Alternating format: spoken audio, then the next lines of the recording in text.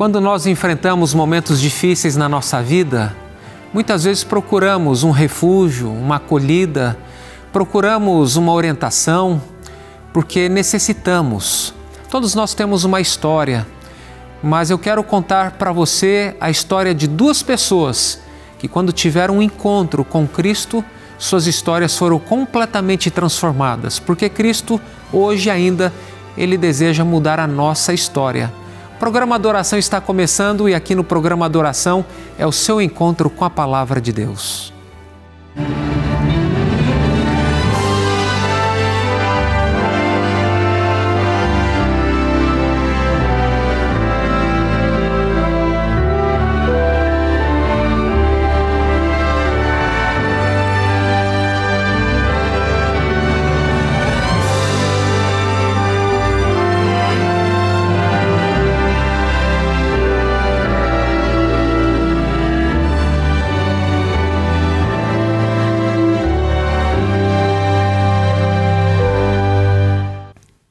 E aqui na Novo Tempo nós gostamos de falar de esperança, porque a esperança aquece o nosso coração.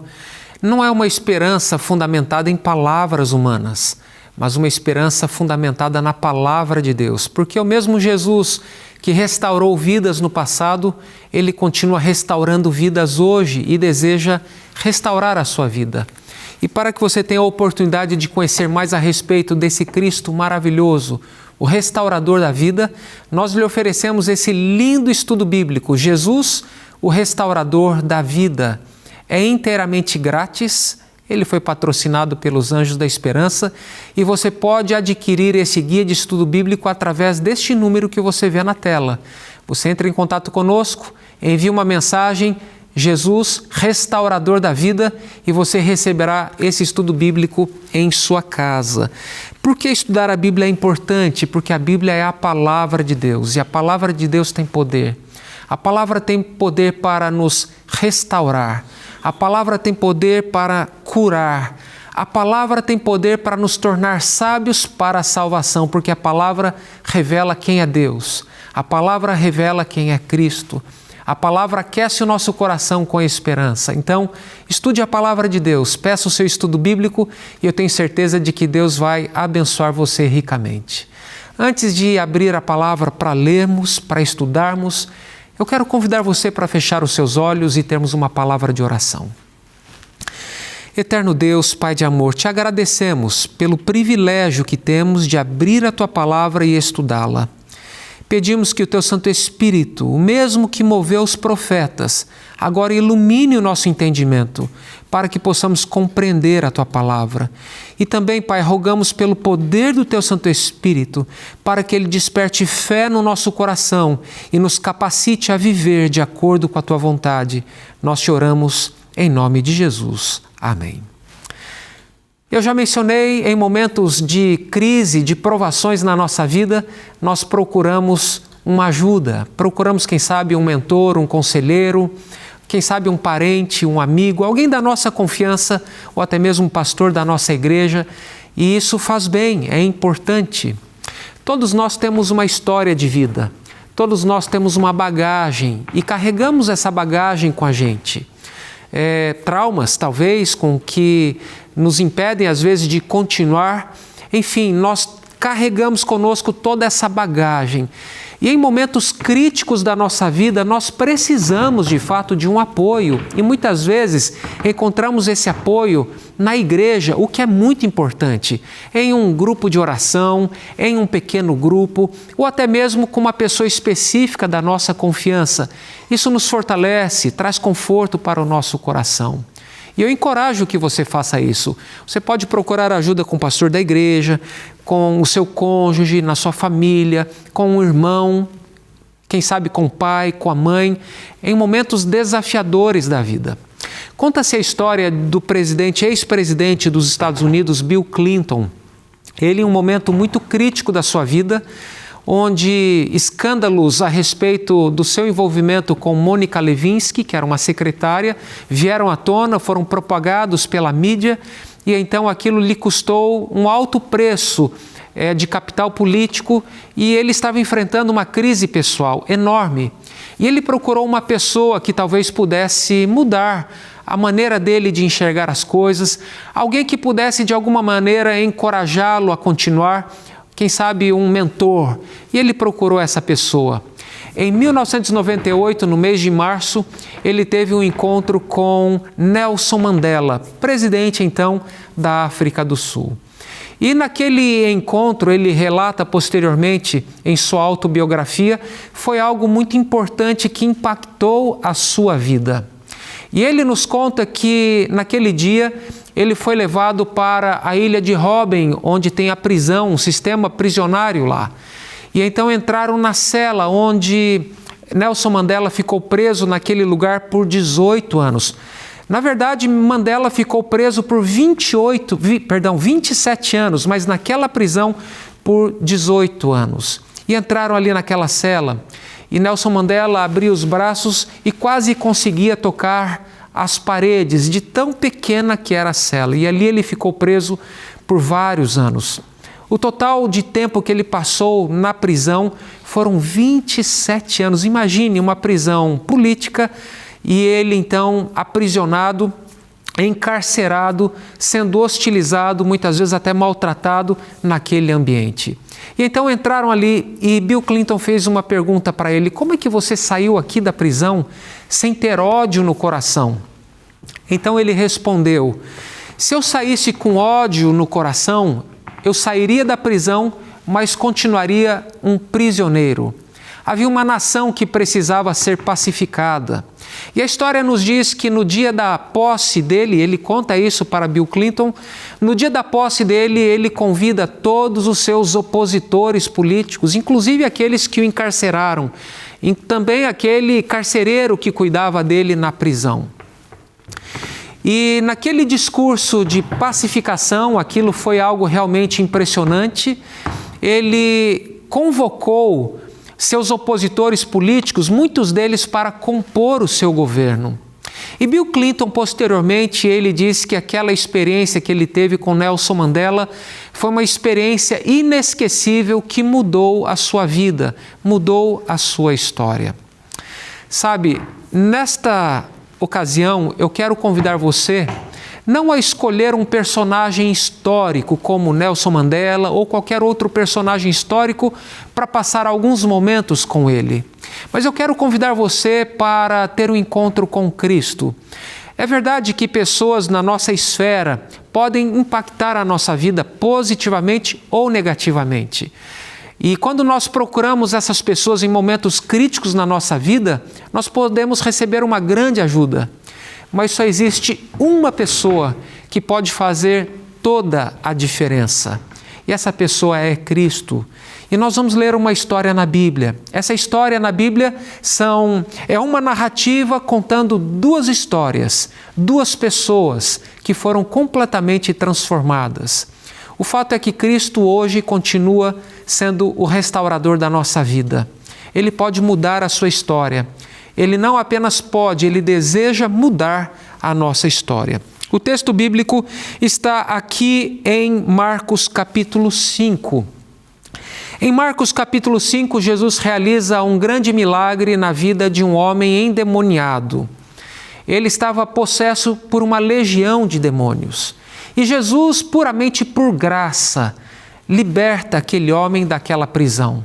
Aquele homem vivia acorrentado, andando pelos sepulcros, atormentando as pessoas, e as pessoas tinham medo daquilo. E agora as pessoas viram aquele homem em sã consciência. Os demônios, eles saíram daquele homem e entraram nos porcos, e os porcos se arremessaram num desfiladeiro abaixo e morreram. E as pessoas que viram aquele homem agora em sã consciência contaram o episódio para os moradores daquela região e aquilo que havia sucedido com os porcos. E um dos textos bíblicos mais tristes de toda a palavra de Deus está aqui em Marcos capítulo 5, verso 17. E começaram a pedir com insistência que Jesus se retirasse da terra deles. Por causa do prejuízo dos porcos, eles então pediram: saia da nossa terra, não permaneça mais aqui. Imagine a tragédia na vida de uma pessoa que expulsa Jesus de sua vida. E também tente imaginar a tristeza no coração de Cristo. Agora, aquele homem que antes era possesso e vivia atormentando as pessoas nos sepulcros, preso com grilhões, ele arrebentava aqueles grilhões, agora aquele homem estava desimpedido, aquele homem estava livre, liberto, restaurado. E aquele homem pede para seguir a Jesus e Jesus dá uma ordem para ele: não, você não vai vir comigo, você deve ficar aí para que você testemunhe, para que você fale daquilo que eu fiz na sua vida para os seus conterrâneos. E ele ficou e certamente trouxe frutos, mas eu imagino a tristeza no coração de Cristo por ver aquelas pessoas o expulsando da terra deles. E então a Bíblia nos diz no verso 21, Marcos capítulo 5, verso 21. Tendo Jesus voltado de barco para o outro lado, reuniu-se em volta dele uma grande multidão, e ele estava junto do mar. Então veja bem, numa multidão ele é expulso, e agora ele vai para o outro lado do lago, e ali ele é recebido por uma outra multidão. E de imediato vem um homem importante a procurar a Cristo. E aquele homem era Jairo. O texto bíblico continua, verso 22. Então chegou um dos chefes da sinagoga, chamado Jairo, e vendo-o, prostrou-se aos pés de Jesus e lhe pediu com insistência: minha filhinha está morrendo. Outra versão vai dizer: a minha filhinha está à beira da morte. Venha impor as mãos sobre ela para que seja salva e viva. E o texto bíblico, no verso 24, diz: Jesus foi com ele. Tente imaginar um pouquinho a situação deste homem. Jairo era um homem importante na comunidade de Israel. Ele era chefe da sinagoga, um homem respeitado. E ele certamente tinha sonhos para com a sua filha. Eu imagino 12 anos de alegria. Sim, 12 anos de alegria e de grandes sonhos para aquela menina. Talvez o sonho de fazer o batismo dela, sonho de fazer o casamento dela, sonho de dedicar o seu netinho agora ali na comunidade, dedicando-o a Deus. Sonhos, grandes sonhos, mas de repente a vida dá uma guinada, tudo muda, uma enfermidade grave. Aquela menina estava à beira da morte. E Jairo era judeu. Nós sabemos que os judeus tiveram dificuldade, muitos deles tiveram muita dificuldade de aceitar Cristo como o Messias prometido. Mas aquele homem, não se importando com as ideias, ele ouvindo falar de Cristo, ele tem uma fé despertada, uma fé simples, e ele procura Jesus, ele abandona qualquer preconceito, ele se prostra num gesto de humildade e reconhecimento de que Jesus poderia realizar a cura da sua filhinha. Então ele se prostra humildemente e clama: Senhor, vem até minha casa, põe a tua mão sobre a minha filhinha, ela está à beira da morte. Eu imagino o desespero daquele pai. E ele então, agindo agora de acordo com a sua fé, embora uma fé humilde, simples, sincera, ele faz um pedido: vem até a minha casa e impõe a tua mão sobre a minha filhinha e salve-a. Jesus começa a andar em direção à casa de Jairo, mas a multidão estava ali apertando Jesus. Então os passos de Cristo eram passos lentos. E eu imagino que isso deva ter aumentado a aflição de Jairo, porque Jairo tinha pressa. A filha dele estava à beira da morte, ou seja, ela estava morrendo. Mas, em paralelo com essa história, nós encontramos uma outra história. E essa história é de uma mulher enferma. Aqui o texto diz, na segunda parte do verso 24, uma grande multidão seguia Jesus, apertando-o de todos os lados. Verso 25, estava ali certa mulher que havia 12 anos vinha sofrendo de uma hemorragia. A Bíblia vai aqui nos dizer que ela havia padecido nas mãos dos médicos. Ela havia gastado todos os seus recursos, todo o seu dinheiro, com todo tipo de tratamento disponível em sua época. E a sua saúde ia de mal a pior. Sabe, naquela época Tinha-se o costume de tratar determinadas enfermidades com coisas que hoje são completamente inaceitáveis. É isso mesmo. Aquela mulher, ela tinha um fluxo de sangue contínuo, ou seja, ela tinha uma hemorragia contínua. E dentro do contexto de Israel, esse tipo de enfermidade era muito grave, em vários aspectos.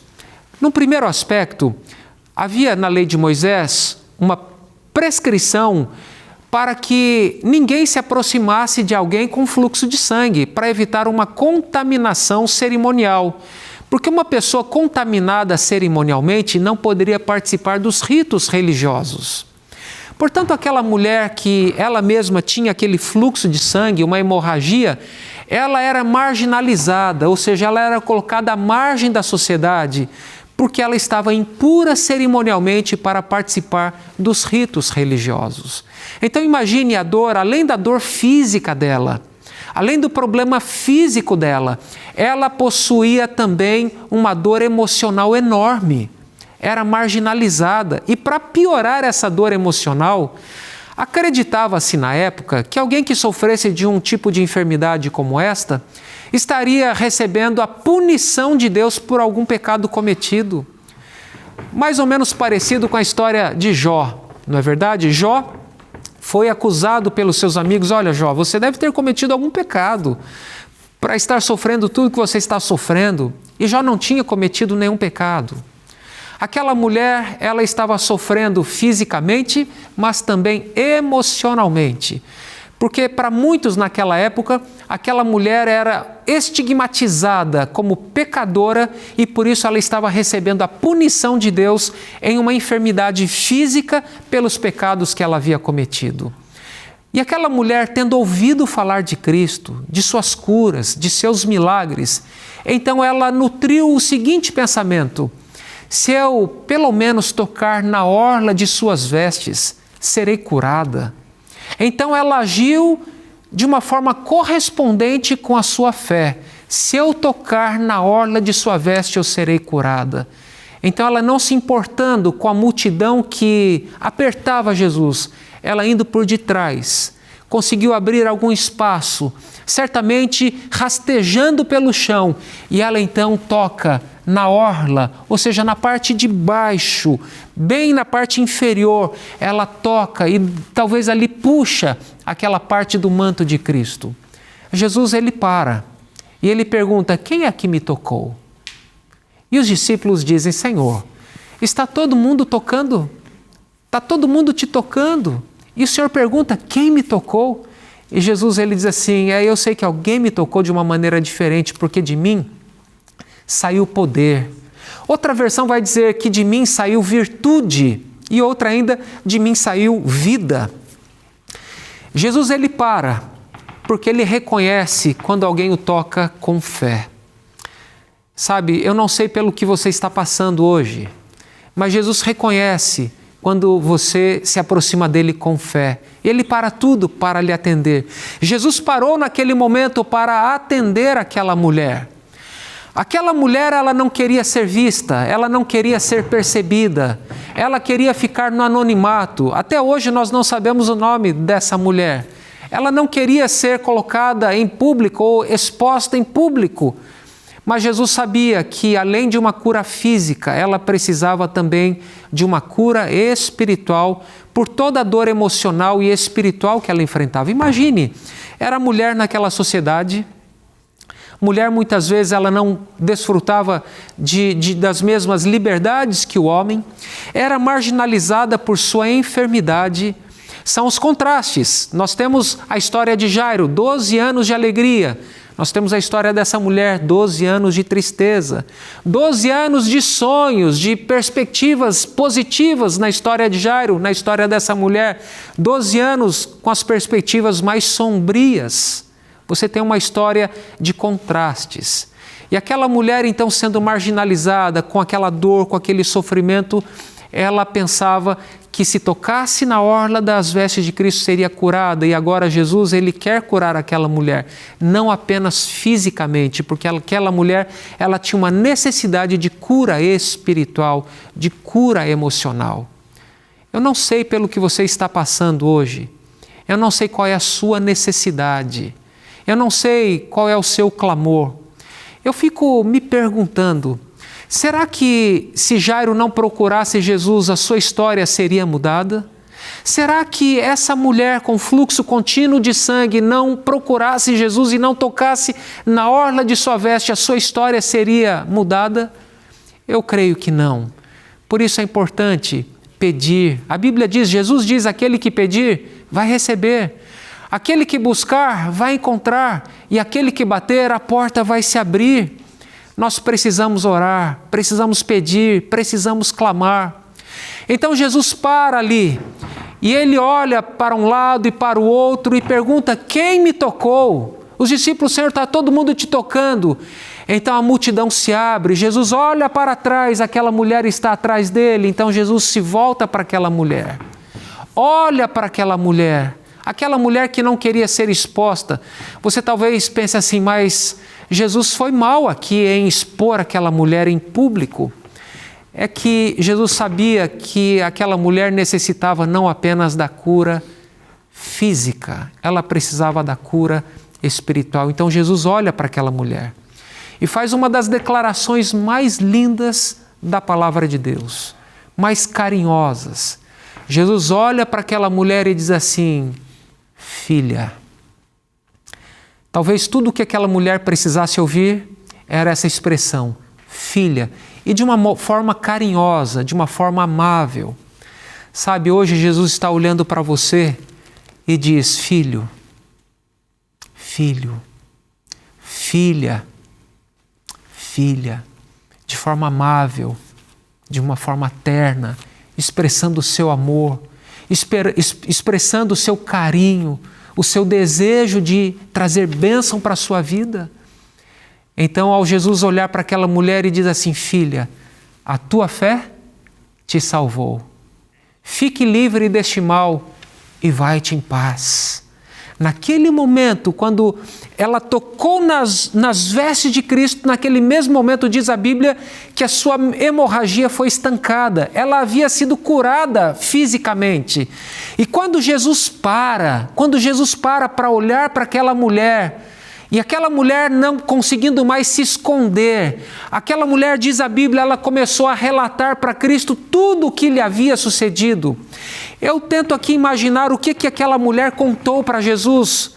A Bíblia diz que ela contou toda a sua história enquanto ela era saudável, talvez a família que ela tivesse, talvez tudo aquilo que ela perdera em função da sua enfermidade, talvez tenha perdido o seu casamento, talvez tenha perdido a sua família, perdeu todos os seus haveres, seu dinheiro, e ela começou a relatar tudo o que ela havia sofrido por conta daquela enfermidade. E então Jesus olha para ela com carinho e diz, filha, filha, a tua fé te salvou. Fique livre deste mal e vai-te em paz. Jesus realiza uma cura física e também uma cura espiritual.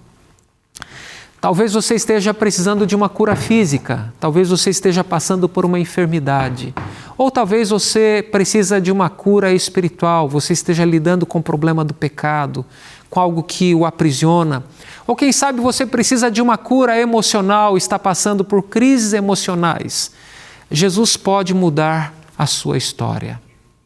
Neste mesmo momento em que Jesus diz para aquela mulher, filha, a tua fé te salvou, alguém chega por detrás de Jairo e diz assim, Jairo, não incomodes mais o mestre, a tua filha já morreu. Jesus olha para Jairo com ternura e diz, não tenha medo, Jairo, apenas creia. E continuou andando em direção à casa de Jairo. E a multidão continuava apertando a Jesus. E o passo não era largo, era um passo lento.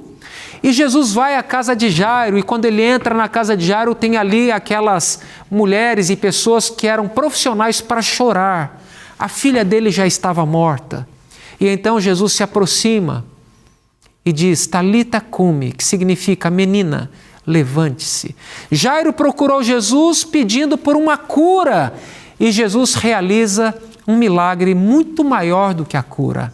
Jesus diz, ela não está morta, ela dorme. É claro que ela estava morta, é que Jesus equipara O sono à morte, a morte ao sono.